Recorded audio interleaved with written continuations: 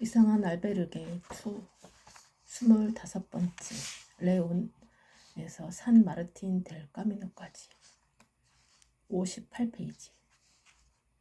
나는 파라도르 호텔을 떠나 산 마르틴 델 까미노를 향해 출발했다.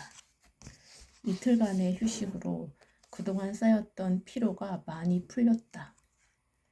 게다가 개운하게 씻고 질문 알베르게로 가게 되어 기분이 무척 좋았다.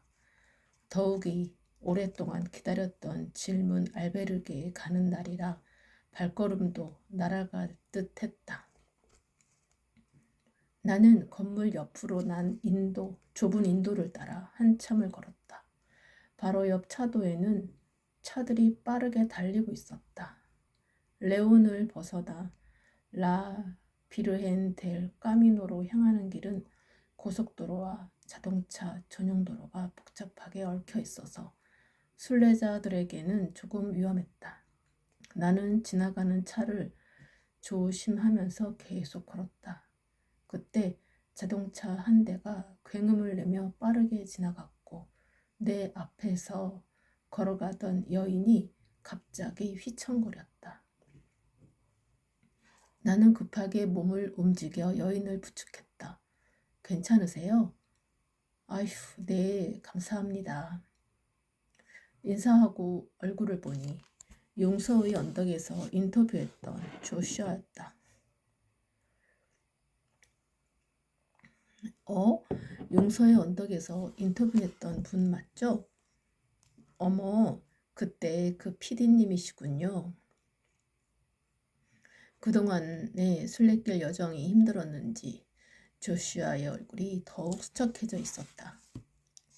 나는 오랜만에 만난 조슈아와 함께 걸으며 대화를 나누었다. 어느새 레온을 지났네요. 피디님, 용서의 언덕에서 제가 한 인터뷰 기억나세요? 이번 순례길에서는 꼭 용서하고 싶었는데 하지만 저는 아직도 가해 학생들이 용서되지 않아요. 벌써 순례길의 절반이 지났는데 용서하지도 못하고 이대로 순례길이 끝나버리는 건 아닌지 걱정이 돼요. 피디님은 어떠세요? 용서에 대한 답을 좀 얻으셨나요? 갑작스러운 질문에 내가 머뭇거리자 조슈아가 말을 이었다. 그때 밀레의 질문에 대답하지 못하고 머뭇거리셨던 것 같아서요. 그래서 피디님도 용서해야 할 사람이 있을 거라는 생각이 들었어요. 아, 그래요? 사실은 저도 부모님이 사기를 당해서 집안이 엉망이 되었어요. 그래서 저는 그 사기꾼을 절대 용서할 수 없을 것 같아요. 피디님, 원수를 용서해야 해요. 분노를 계속 안고 살아간다면 삶은 지옥이랍니다. 제가 지금 그렇거든요. 가해 학생과 부모를 도저히 용서할 수가 없어요. 저 자신도 용서할 수가 없고요. 그래서 너무나 힘들어요. 하지만 이 길의 끝에는 다른 무언가가 분명히 있지 않을까요? 조슈아는 본인이 하지 못한 용서를 나에게 하라고 당부했다. 언뜻 그 말에 모순된 듯 했지만 조슈아의 심정이 그만큼 힘들었다는 것을 짐작할 수 있었다. 조슈아가 던진 그 말로 인해 나 역시도 여러 가지 생각이 떠올랐다. 조슈아도 심경이 복잡한 듯 아무 말이 없었다. 그렇게 조슈아와 나는 서로의 용서에 대해 생각하며 말없이 걸었다. 피디님, 저는 이곳에 들렀다 가려고 해요. 그녀가 가리키는 곳은 성당이었다. 성당 벽면에 거대한 청동 조각상들이 놓여 있어 눈에 띄었다. 조시아는 나에게 인사를 건네며 어깨를 축 늘어뜨린 채 성당 안으로 걸어 들어갔다. 나는 다시 발걸음을 옮겨 순례길을 걸었다. 그러나 기분이 썩 좋지 않았다. 조슈아와의 대화 이후로 사기꾼과 용서에 관한 생각이 맴돌았기 때문이었다. 그렇게 한참 걷다 보니 갈림길이 나타났고 방향을 알려주는 표지판이 서 있었다. 나는 갈림길에서 길을 잃어버렸던 지난 기억이 떠올라 꼼꼼하게 표지판을 살펴보았다. 오른쪽 길로 가야 했다. 그때 회색 손수건을 머리에 두른 동양인 남자가 나타났다. 그는 잠시 표지판을 보더니 이내 오른쪽 길로 걸어갔다. 앞서가는 그의 배낭에는 다양한 국기의 배지들이 매달려 있었다. 나는 호기심이 발동하여 속도를 내어 그에게로 다가갔다. 부엔카미노, 부엔카미노. 저는 수연이라고 합니다. 한국에서 왔죠. 아, 저는 타츠키라고 합니다. 일본에서 왔어요. 당신의 배낭에는 배지가 많이 달려있네요. 이건 제가 그동안 여행하면서 모은 것들이에요. 제가 다녀온 나라들의 배지를 모아서 배낭에 달아두었죠. 정말 많은 나라들을 다녀오셨군요. 하나, 둘, 셋, 넷. 도대체 몇 개국을 다닌 거예요? 지금까지 27개국을 다녔어요. 어느새 여행을 시작한 지 3년이 다 되어 갑니다. 그리고 이곳 스페인이 28번째 나라예요. 우와, 엄청나네요, 타츠키. 인터뷰하고 싶은데 괜찮을까요? 저는 한국에서 온 PD랍니다. 방송 취재를 위해 이곳을 걷고 있어요. 나이 물음에 타츠키는 잠시 망설이다가 미소를 지으며 답했다. 네, 그러세요. 타츠키, 당신은 왜 세계 여행을 시작하셨나요? 타츠키는 눈을 조금 굴리면서 망설이다가 이내 결심한 듯 이야기했다. 사실 제가 중학교 3학년 때 학교에서 이지매를 당했답니다. 다행히 고등학교에 가면서 한동안 잘 지냈는데 2학년 때부터 다시 악몽이 시작되었어요. 결국 자살 시도까지 했답니다. 고등학교 졸업 후에도 사회에 적응하기가 무척 힘들었어요. 사람들을 만나는 게 두려웠거든요. 부모님께서는 그런 저에게 세계 여행을 권유하셨어요. 넓은 세상에서 새로운 경험을 해보는 시간을 가져보는 게 어떻겠냐고요. 저에게도 탈출구가 필요했답니다. 그래서 부모님의 지원을 받아서 세계 여행을 떠났죠. 여행 중에 잠깐씩 일도 해서 부족한 경비를 채워가며 다녔어요. 그동안 중국, 라오스, 태국, 캄보디아, 인도, 네팔, 파키스탄, 이집트, 케냐, 에티오피아 모두 다 세련이 힘드네요. 어쨌든 그렇게 여행을 시작해서 여기까지 왔답니다. 이지메라니 힘드셨겠어요. 그때는 그랬답니다. 그래도 여행 중에 좋은 친구들을 많이 만나면서 사람들을 대하는 것도 많이 편해졌어요. 이제는 이렇게 처음 만난 시은 씨와도 편안하게 대화를 할 수 있으니까요. 옅은 미소에서 그의 말이 진심이 느껴졌다. 그때 문득 조슈아와의 대화가 떠오르며 타츠키가 이즘에 한 친구들을 용서할 수 있을지 궁금했다. 조금 전에 다른 순례자와 용서에 관한 이야기를 나누었습니다. 원수와 같은 상대를 용서한다는 건 사실 쉽지 않은 것 같아요. 타츠키는 자신에게 이지메를 한 친구들을 용서할 수 있나요? 용서요? 글쎄요. 저도 장담할 수는 없지만 3년 가까운 시간이 지나서인지 지금 그들을 다시 만난다면 용서할 수도 있을 것 같아요. 아마도. 나는 그 여행에 대해서도 질문을 던졌다. 그는 매우 신이 난 듯 자신이 여행 중에 겪은 일들을 한참 쏟아내었다. 우리는 그렇게 그늘도 없는 길을 한동안 걸었다. 타츠키는 다음 마을에서 쉬어간다고 하고 하여 우리는 각자의 길로 헤어졌다. 나는 다시 부지런히 걸어 7번째 질문 알베르게가 있는 산 마르틴 델 까미노에 도착했다.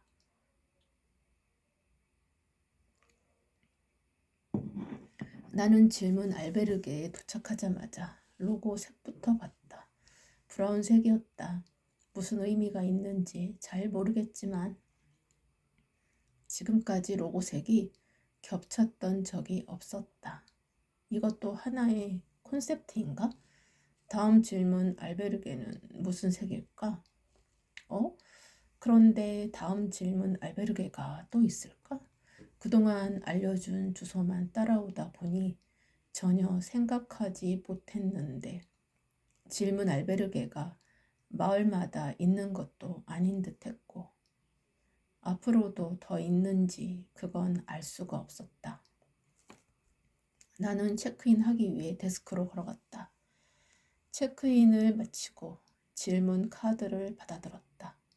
순간 앞서 만났던 타츠키에게 친구들을 용서할 수 있겠냐고 던졌던 질문이 나에게 부메랑처럼 돌아왔다. 나도 우리 가족 모두를 궁지로 몰아넣고 아버지를 쓰러지게 만든 그 사기꾼들을 과연 용서할 수 있을까? 타츠키뿐만이 아니었다. 조슈아는 과연 가해 학생과 그 부모를 용서하고 하늘의 구원을 받게 될까? 질문 카드를 바라보면서 조슈아, 타츠키, 그리고 아버지에게 사기를 친 사기꾼이 머릿속을 스쳐 지나갔다. 조슈아에게 조언한 신부님의 말처럼 원수를 용서해야 하는 것일까? 정말 용서할 수 있을까? 타츠키는 정말 친구들을 용서한 것일까? 다시 친구들을 만난다면 편안하게 대할 수 있을까? 내가 만약 부모님께 사기를 친 사기꾼들을 실제로 만난다면 용서할 수 있을까? 만약 답변에서 그들을 용서해야 한다고 나온다면 나는 그 말을 온전히 받아들일 수 있을까? 나는 질문 카드를 작성하면서 처음으로 두려움을 느꼈다. 만약 그런 답이 나온다면 더는 나아갈 수 없을 것 같다는 생각마저 들었다. 휴, 순례길에 오른 후 처음 맞는 위기였다. 조슈아, 타츠키와 인터뷰할 때만 해도 용서라는 키워드가 이렇게 크게 다가오지는 않았다.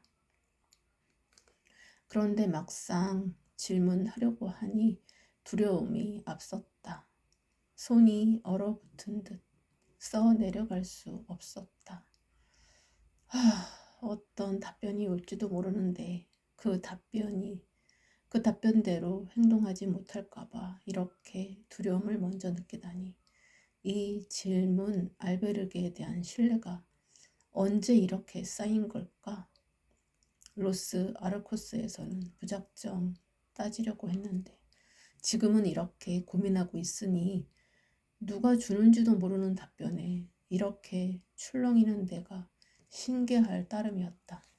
나도 모르는 사이에 나는 질문 알베르게에서 주는 답변에 깊이 빠져들고 있었다. 나는 테이블 위에 있는 생수를 한 모금 마셨다.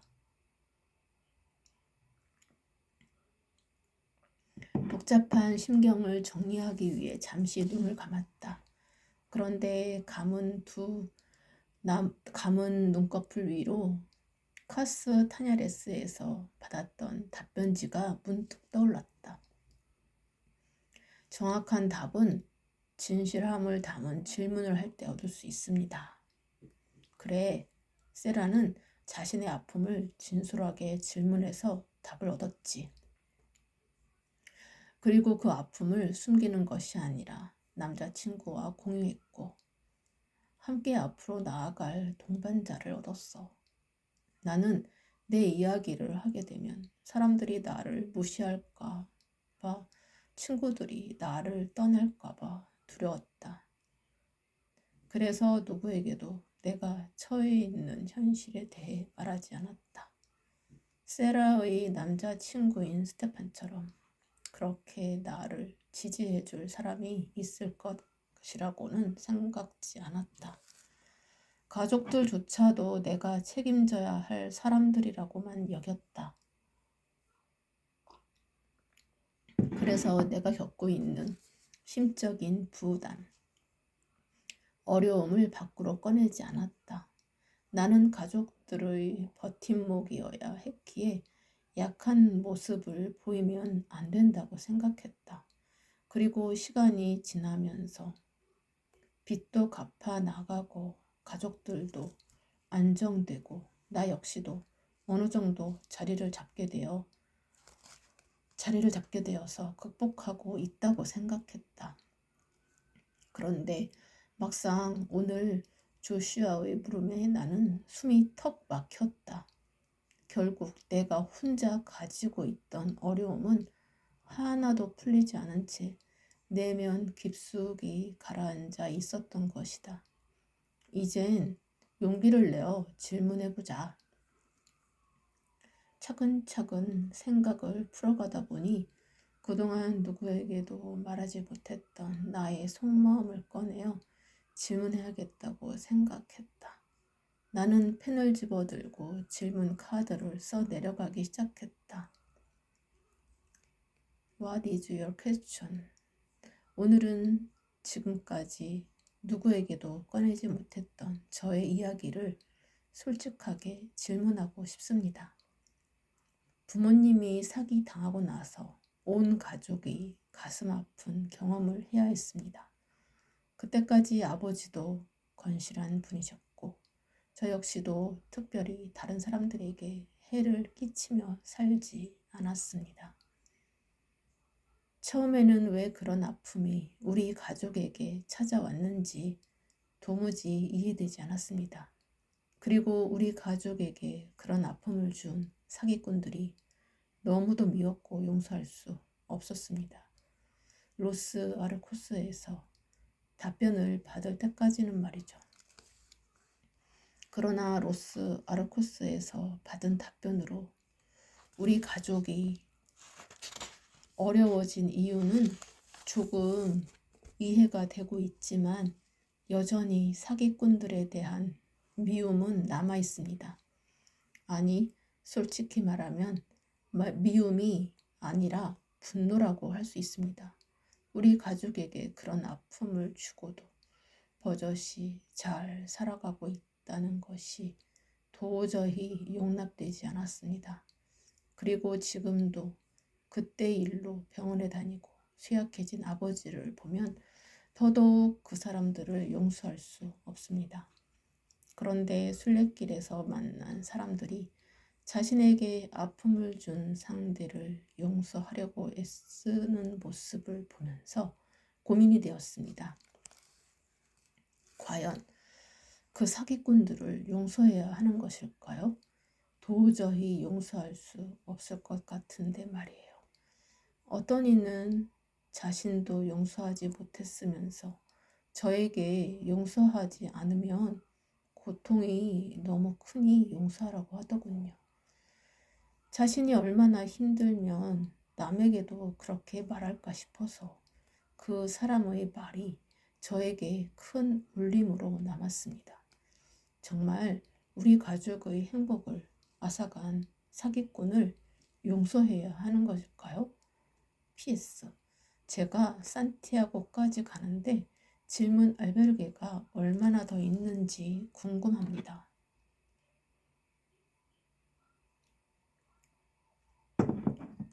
질문 카드를 제출하고 나자 어떤 답이 나올지 몰라 긴장감이 찾아왔다.